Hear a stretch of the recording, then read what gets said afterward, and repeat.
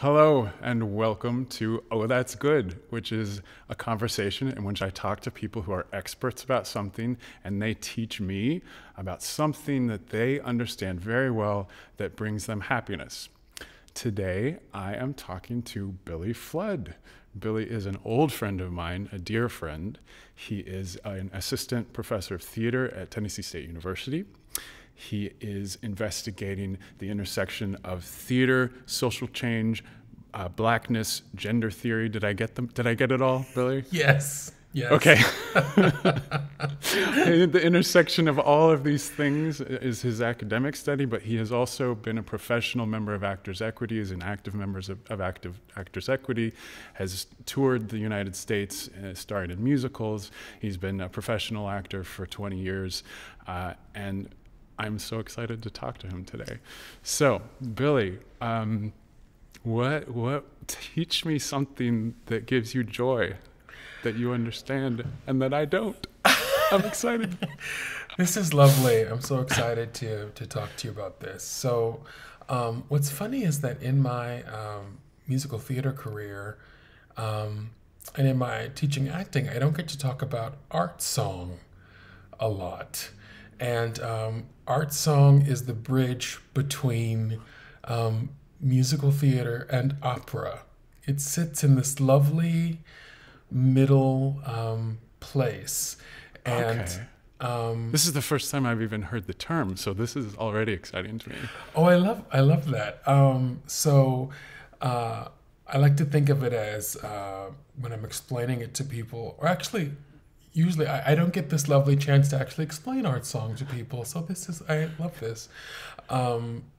Most people know Gilbert and Sullivan.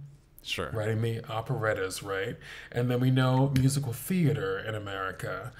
And art song lives in this bridge between the sort of big art A of opera, the tinier art A of operetta, and then the tinier but more commercially successful A that is musical theater in terms of if you want to use the letter A for art, right?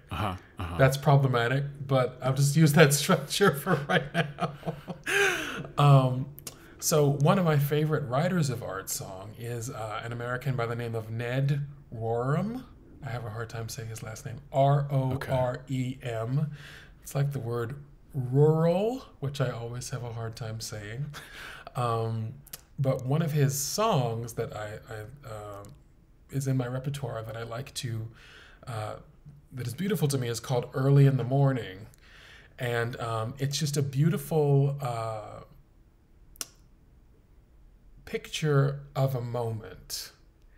And that to me is the beauty of art song, is that unlike musical theater, which is very action driven, right? Because it's the song, literally musicals, the song is supposed to drive the story and the action forward. And unlike opera, which kind of, these are generalizations of course, but opera will sit in the emotion of one moment. Yeah. Often, you think of an aria, you think of Madame Butterfly, or of any of these tragic, great, beautiful operas. They have write this huge, gorgeous song about a moment, right? Art which song, might be, and I'm going to interrupt you every once in a while. Please. So one of the things that I have found interesting about my relationship to opera is that I do have a trouble finding my way in sometimes as an art form, and hearing your description of that, of sitting in that feeling or in that moment, just gave me some words for understanding kind of what I'm even supposed to be expecting, because I come from such a strong theatrical background with driven plot and things. In opera, a lot of the time I'm sitting there nothing's happening. Nothing. What is happening? It's beautiful, but nothing's happening. Yeah. And so then I got frustrated because I'm like, what? Why? I don't understand. Why? I don't understand how to take that in. So that just gave me a little bit of a way in, I think. So, but that's opera, and art song is not that. Yeah. So to address what you just said, which I totally agree, the beautiful thing about opera is that it will luxuriate in that moment and expand the moment into a 10-minute song. right? So you really sit in the emotion of that moment. Whereas what art song is that opera is not, is that it will paint a picture of an experience that is of an allotment of time. And when I go over these lyrics, I think that'll make sense. An experience of an allotment of time rather than a moment. And action does happen in that allotment of time. But the song Early in the Morning by Ned Rorem, he's writing about an experience. So the lyrics, early in the morning of a lovely summer day, as they lowered the bright awning at the outdoor cafe, I was breakfasting on croissant and cafe au lait over greenery like scenery, Rue Francois Premier. So, respond to that. Right. So it does. I mean, already I feel like I understand what you're saying about it. Lines somewhere between, a full-fledged story where there's a path through a narrative somehow, and a luxuriating in just one moment. Like it is that to me, I just felt like we're somewhere between there. Like I see a picture, I see this slice of, it's sort of like this impressionistic, brief period of time, like a poem or something that I pulled out of experience. Yes. Yes. That you just hit the nail on the head for me. Why I love art song is, to me, it captures, for me, better than musical theater or opera, it's this impressionistic feeling of the moment and action. It hits the sweet spot to me, and especially the music of this song. And I'll sing a little bit of it, but it captures the feeling in such a stunning way. But there's also action in it. So they were hosing the hot pavement with a dash of flashing spray and a smell of summer flowers when the dust is drenched away. Under greenery like scenery, Rue Francois Premier. I was 20 and a lover, and in paradise to stay, very early in the morning of a lovely summer day. Yeah. Oh, my heart, even just from the lyrics, my heart. Oh, yeah, it just kind of melts you, doesn't it? Yeah. So also, it's beautiful to me because Ned Rorem was an out homosexual. And that's so powerful to be that as a writer. Ned Rorem is still with us, so I shouldn't say was. He is still alive. So he is an out homosexual. And just being an out gay male producing art and being proud of your sexuality is still an activist and transgressive act in this world. So that was also impressive to me as a teenager when I discovered this song. So I'll sing a little bit of it so you can get some of the lovely music here. Early in the morning of a lovely summer day, as they lowered the bright awning at the outdoor cafe, I was breakfasting on croissant and cafe au lait under greenery like scenery, Rue Francois Premier. And there's my Instacart. So I need to get my groceries. The glory of live theater.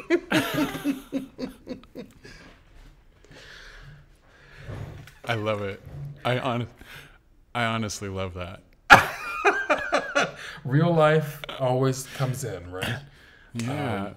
But this, it just gave me this little feeling of, I haven't been to a live event in over 12 months, and I'm like, no, I'm with Billy right now. We're really with each other at the moment. And someone knocked on his door while he was singing to me, And that's just how life goes. That's life. That's life. And it's always I like those interruptions because I like seeing another human being in front of me, which we don't get to see anymore.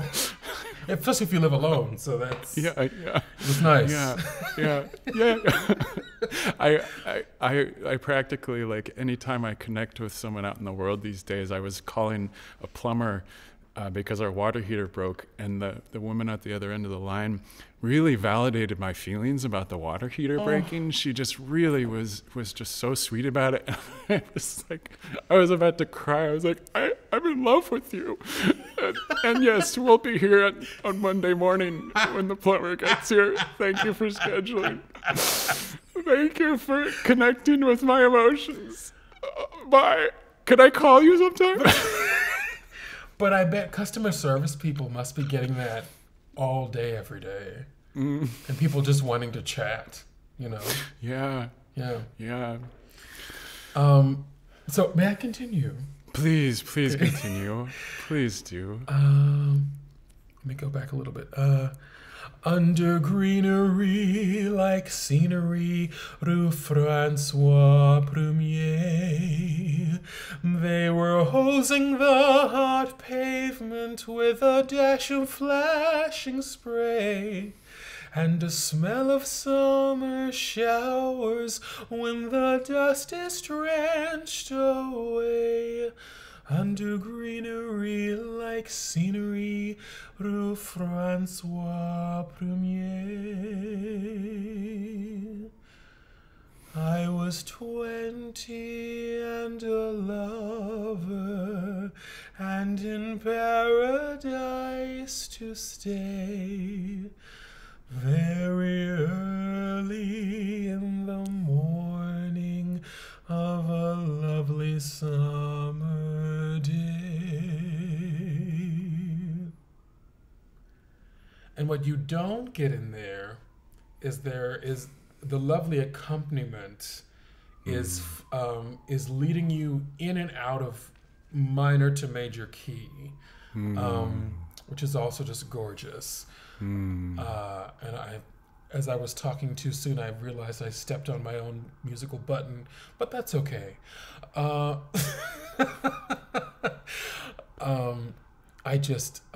obsessed with art song because they're usually short, and they're just that sweet spot, as I was saying, between the action of musical theater and the luxuriating in a moment. I feel like musical theater is a shower, and opera is a 6-hour bath.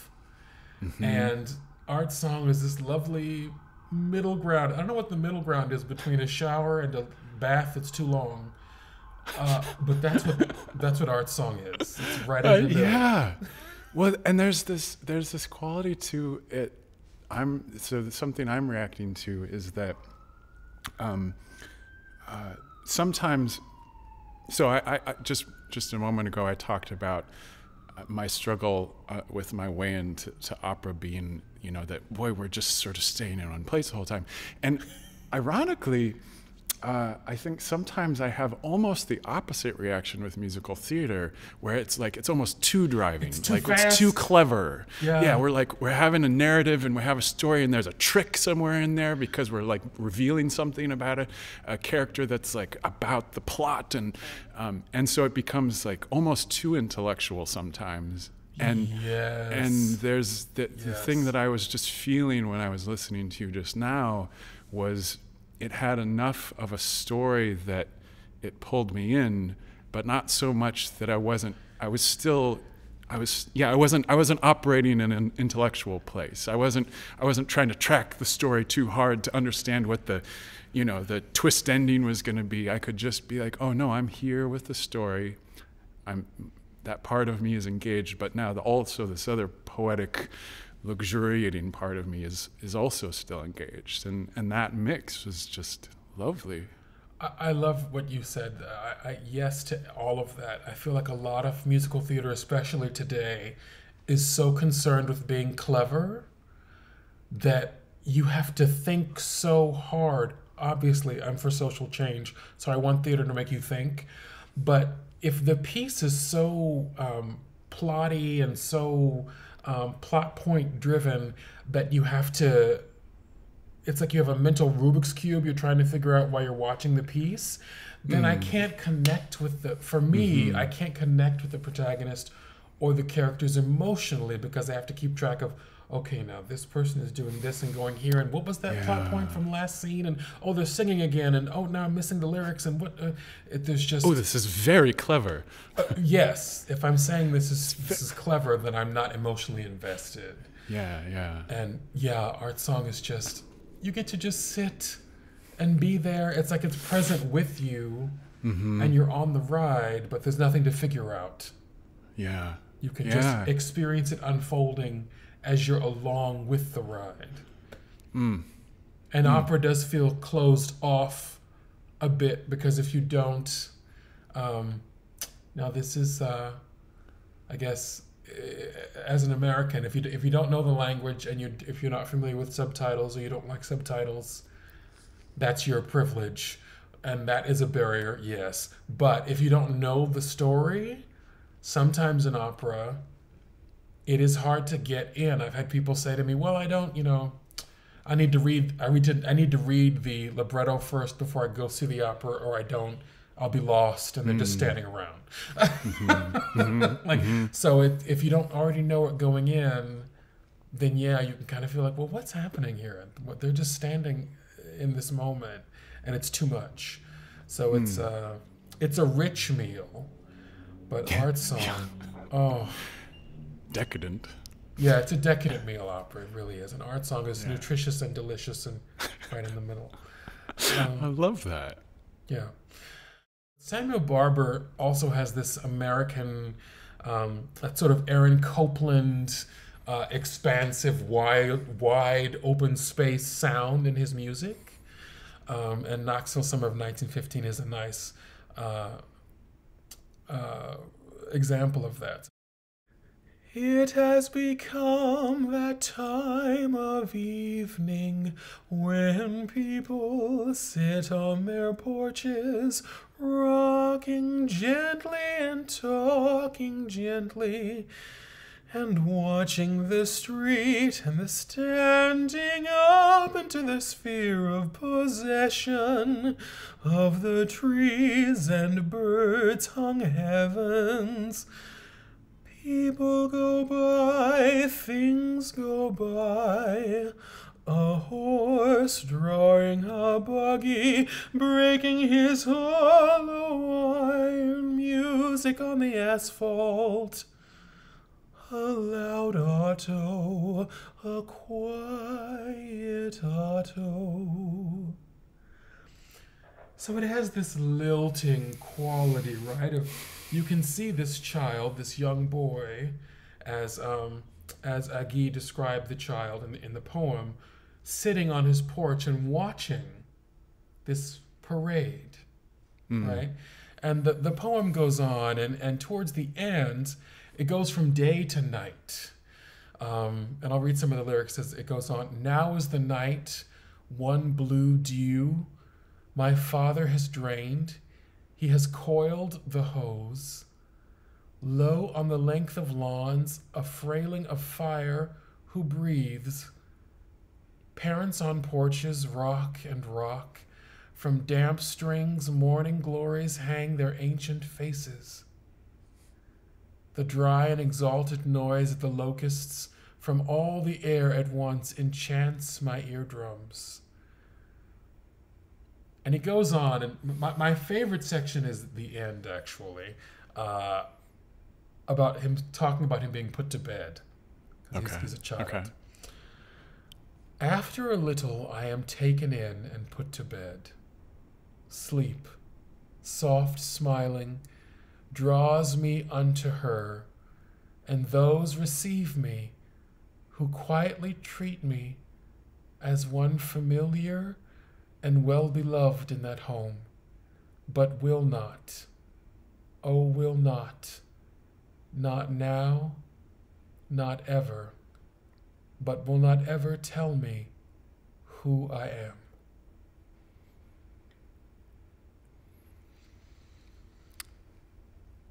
Oh, that I wasn't quite ready for that. that snatch turn at the end, right? Yeah. I interpret that as his sexuality coming into as an adult now, looking, saying, my parents loved me. They made this beautiful home for me, but they don't speak for me, and they don't know me fully. I'm assuming he did not come out to his family. He, died in, I think, 81. So yeah. Right. These songs have this American,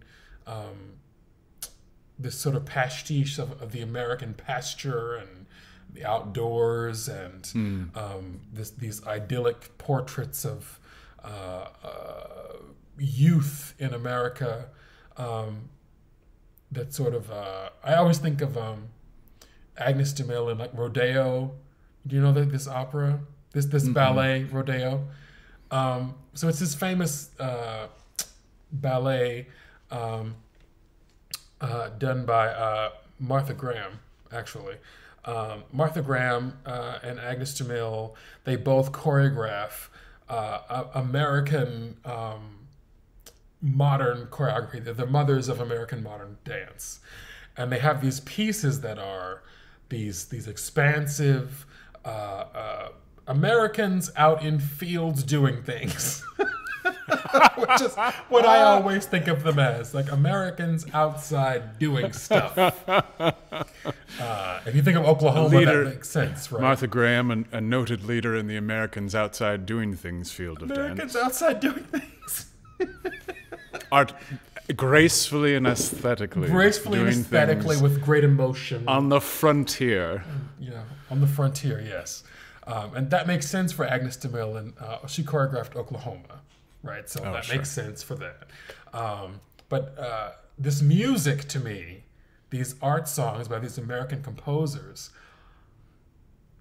that's what that is. Like, it's Americans outside doing things and capturing these beautiful moments. Whereas previous to, Samuel Barber and these art song and other composers, these early composers in America, that sort of right belonged to opera, right? That sort of these beautiful songs of people doing things outside lived in the realm of opera, or were sort of foreign, Isn't Europeans. That funny that I mean, I totally, this resonates. I mean, I feel like this makes sense. And also, isn't it kind of funny that different genres of art would kind of claim, like, we're the ones that do people outside. Like, what? I mean, I totally, like, yeah, sure. But how did that happen? Yeah. And does it mean something for another genre to like inch into that? Or is it, is that about aesthetics? Is it about the feel of the outdoors and nature? Is it about something else? I don't know. Well, I definitely feel like these American art songs certainly play into, and, honestly or not, I think they do play into this sort of Western expansion, manifest destiny, American cowboy thing. Yeah.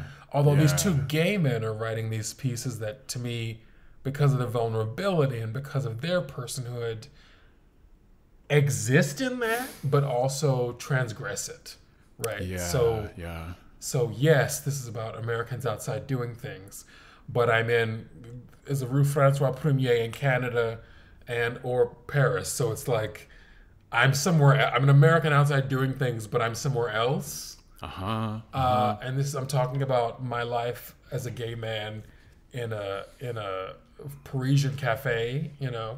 I'm talking about my childhood as a gay kid in Knoxville, Tennessee. Can't get more American than Knoxville, Tennessee, but I'm a gay man in Knoxville, Tennessee, which he throws in at the end, right? Yeah. So it's within and without, which minorities exist in. We exist inside the culture and outside of the culture simultaneously. Yeah. Wait, and when were they writing these songs? Did you mention that? So Knoxville, 1915 was written in 47. Oh, yeah. Um, Gosh, just after the war yeah, had finished. yeah. Well, this is beautiful. This is absolutely an area of art that I, prior to about half an hour ago, didn't actually know existed as such. This is amazing. I love it, and I really Google art song and just dive in. I mean, there's so many different styles too. I mean, there certainly seems to be a certain American Copeland-esque, lots of woodwinds, horns. I can only describe it as the sound of running through an open field. That's what the music sounds like to me. Just expansive. It just sounds wide open. So there is certainly a style of art song that sits there, and that's my preference. But there's all kinds of art song. It goes all over runs the gamut, and it's just a little. Maybe it's the. This will sound like it's derogatory, but it's not. Maybe I feel like it's the tweet version of. It's 140 characters in terms of music. But I've read some beautiful tweet threads. I don't know about you, but I've experienced some amazing tweet threads. And actually, I'm not going to laugh at that comparison because I feel like I've seen threads by Black female activists on Twitter that will take a topic and concisely, with bullet points flair, break something very complicated down, like intersectional feminism, intersectional womanism, or how, like the most recent, well, today actually, Alicia Garza, who is someone I follow on Twitter, a pretty famous Black feminist, broke down how, in one tweet, how the vaccine rollout is purposeful. She was saying that Black and brown communities are having the hardest time accessing these vaccines that are killing Black and brown people at 3 times the rate of whites. But yet white people, because of what systemic racism, have these jobs and are in the earliest phases, right? Because the overwhelming majority of white people are healthcare professionals, are therapists, are teachers in K through 12. They're in these first phase categories where the overwhelming majority of service workers who are supposed to be essential workers, but because state by state, they were at the beginning, but now because of the sort of planned obstruction of the way this has been rolled out, Black people have all these barriers to getting the vaccine. And it hit me like a thunderbolt in this one tweet of hers, because as much privilege as I have as an assistant professor, I still can't even get the vaccine yet. I'm Googling every state and every, what phase is this state in, and when can I sign up here? And it's just like, why isn't this vaccine available at McDonald's with a cheeseburger? Like, it should be at every... In the Happy Meal, you get a needle. In the Happy Meal, give us a vial. That's all we need. Here, kids. I mean, if you really want everyone to have this thing, this rolled out phase issue, it's a problem. But so I will give Twitter its props for, in the best example, it can concisely sum up something. And that to me is art song, is that it beautifully, concisely can give you this picture of an experience in 3 minutes or 4 minutes. Yeah. Wow. Lovely. Thank you. Thank you for letting me talk about art song, which is such a nerdy thing that I love that I don't get to talk about in most of my It was so beautiful to hear about it and to hear you singing. I don't get that every day. So thank you. Thank you for sharing that with me and with all of us. I appreciate it. My pleasure. I want to talk to you again sometime. I want to hear you sing some more. We'll find something else to talk about. It'll be so lovely. Thank you, Billy. What can I say? I love you. I love you, Chris. I made the amazing observation that this sounds like a poem. This poem sounds like a poem. Well, I didn't make it clear, and I'm throwing out a lot of names. No. Great. No, but also, how wonderful to take material. How wonderful to take material that does stand on its own, right? Because it can, like, it is very easy to, and not that it's bad. I mean, there are plenty of times when if you hear the lyrics of, say, a pop song outside of the context of their song, and you go, this is very silly. This person is saying umbrella over and over again. But so it doesn't mean that it has to exist outside of the context of its song. I love that you just quote. That's a wonderful citation for today. I'm thrilled.